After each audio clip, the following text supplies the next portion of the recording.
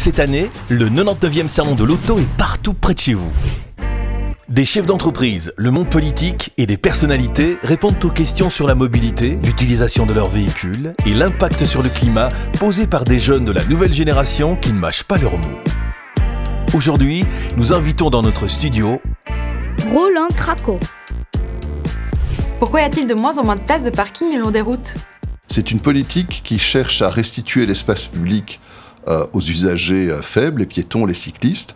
Dans ce cadre-là, on pousse les voitures à se garer en dehors de l'espace public, dans des parkings en infrastructure ou en superstructure, les parkings publics. Quel souvenir vous fait penser à la voiture? C'était la Peugeot 404 de mon grand-père et mon grand amusement était de calculer le temps qui passait, 60 secondes pour faire 1 km et qui prouvait à ce moment-là qu'on roulait à 60 km/h. Selon vous, quelle est la plus belle et la plus laide des voitures jamais fabriquées? La plus belle, c'est la Citroën DS, qui était révolutionnaire de par son design à la fin des années 50. Et pour moi, la plus laide est une voiture américaine, la Pontiac Aztek. Que pensez-vous des voitures partagées? Les voitures partagées ont été très à la mode à un moment donné, il y a 2 ou 3 ans, mais aujourd'hui elles disparaissent dans la mesure où il semblerait que la demande pour ce type de service est relativement limitée. Pourquoi les politiques n'aiment pas la voiture?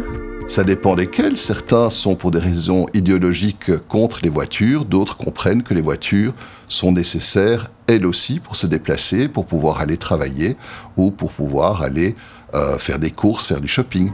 Les politiciens travaillent-ils dans la bonne direction vis-à-vis de la mobilité? Certains oui, certains non.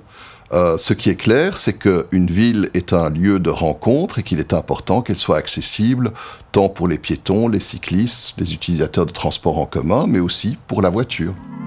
Où peut-on recharger une voiture électrique? Il y a certains chargeurs qui se trouvent sur l'espace public, mais dans une ville comme Bruxelles, il y en a très peu et là, c'est plutôt dans les parkings publics.